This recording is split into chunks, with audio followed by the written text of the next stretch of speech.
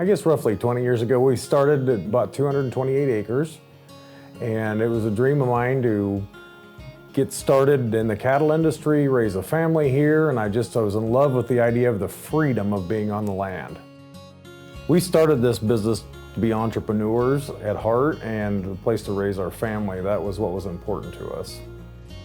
We bought this place and started a custom feed yard. And once the custom feed yard was built, some decisions had to be made of who was going to run what and how all that went. And Christy decided to quit her job and help out along the way. And she jumped right in the middle of everything that we're doing. I worked at a bank prior, gave up my heels and suits and pantyhose for work boots and jeans and made it happen. And it's been the best decision. A couple years into it, we wanted something that was more professional than just being a farmer by itself. So we wanted something a little more professionalized on the cattle side specifically, putting the cattle first before the row crop. And we did have a disadvantage, come to find out, not having any corn. And when the ethanol boom hit, we were able to get into the feed business and start working on our grain position, our corn position, and our commodity position, buying distillers grain. That took off and into a boom, honestly. And as that boom went, New Balance Commodities was born.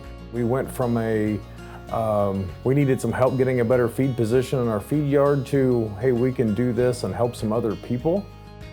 So not by design, New Balance Commodities took off and grew explosively. I mean, we're growing so fast, we have no idea. I mean, our entire model was just hold on and let the growth go.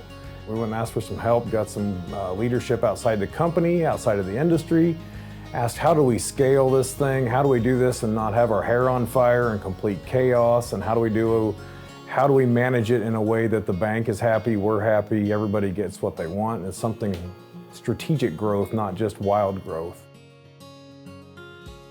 So in 2016, we started thinking about, well, what do we want to be when we grow up? Our kids are leaving home, and what do we want to do? And we decided that we want to keep paying forward what the mid-market cattleman has done for us. And I am so grateful for the amount of people that have believed in us and invested in us, whether it's sending us cattle, buying feed from us. You know, I want to leave this industry better than what I found it. And we decided we don't want to see how big we can get feeding cattle, but let's see if we can go model and become the world's best at profitability per head. And let's show people how to do this, and let's teach people how to scale their business. And that's what Balance Forward is wanting to do to help people. We want to bolt on to somebody's business that they already have. We don't want to take over. We just want to help them so they can do what they're really strong at and what they enjoy, what gives them energy. And let our team do the things that you don't love to do. It's always been a dream of mine to be a leader in the industry. That's probably more important than how many cattle I own, is just how do we change people's lives and how do we make sure that this segment of the industry keeps thriving.